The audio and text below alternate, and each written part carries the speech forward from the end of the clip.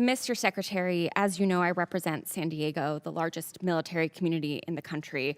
Right now, as we are speaking, 2,500 San Diego Marines are off the coast of Iran. Many, many other San Diegans in uniform have gotten 48-hour deployment notices. So this war in Iran is not theoretical for me or for my constituents. It's deeply personal. As you also know, on Easter Sunday, President Trump threatened to destroy Iran's bridges and power plants, writing, quote, "Open the fucking strait, you crazy bastards, or you'll be living in hell. Just watch." And 2 days later, President Trump wrote, quote, "A whole civilization will die tonight, never to be brought back again. I don't want that to happen, but it probably will." My office's phones have been ringing off the hook. I've heard from so many military families concerned about the president's mental fitness and whether he's fit to serve as our commander-in-chief, given that he's sending their loved ones into harm's way. Our troops, who have shown incredible bravery and tactical proficiency, deserve to know that their leaders are focused and stable. So, Mr. Secretary, you are with the president a lot, and it pains me to even have to ask this about our president, but my constituents' lives are at stake. Do you believe that the president is mentally stable enough to be the commander-in-chief? Did you ask the same question of Joe Biden for 4 years? Mr. Secretary, Joe Biden is not the president. Mr. Trump has been president for 1.5 years, and I'm asking you did right not. now. And I won't even engage with the level of disparagement that you're putting on the commander-in-chief, who indeed is. Meeting with him every single day. Mr. Secretary, Biden is not the president. He's the sharpest, most insightful commander-in-chief we've had in generations. And you want to compare, you want to ask that question after you and your fellow Democrats defended Joe Biden, who could barely speak and didn't know what day of the week it was? As you know, he governed through an auto pen. When you got a Secretary of Defense who went AWOL for a week. I can't be gone for 10 days, for 10 minutes. I will reclaim my time. Thank you so much. Lady's time. She's reclaimed it. So, as Mr. Jimenez said, we should be taking leaders at their word. So is there a reason that we should not be taking our leader at his word? Iran should not underestimate the will of President Trump and the United States military to achieve our mission. Okay, well, I want you to know this is not a partisan thing. In fact, many Democrats have had, many Republicans have had these same questions.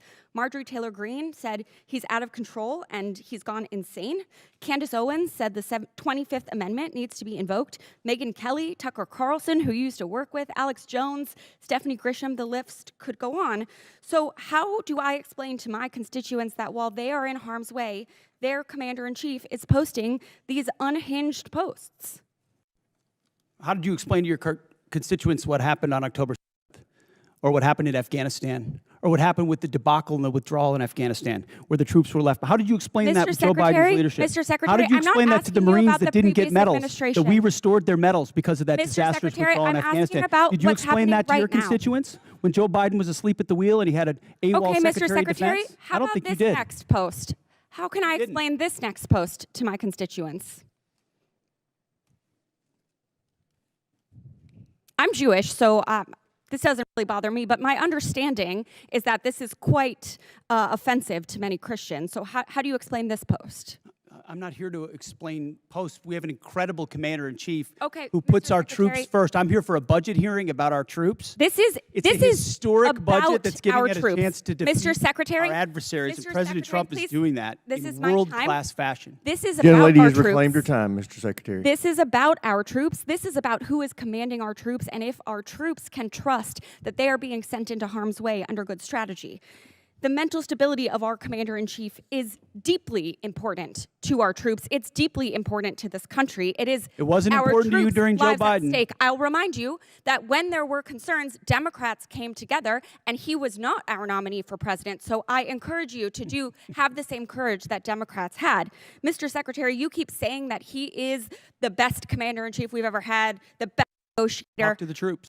13 American troops have died. More than 380 have been wounded. The Strait of Hormuz, which was wide open, is now closed. Less than 90% of traffic through the strait is still not going despite the ceasefire. The Iranian regime is still in power. It still has nuclear material. The war is costing Americans billions of dollars. And Mr. Secretary, if you think that this is what winning looks like, then maybe we should be questioning your mental stability. Maybe you are the one responsible for this failure, and the president should think about replacing you. Mr. Chairman, I yield back.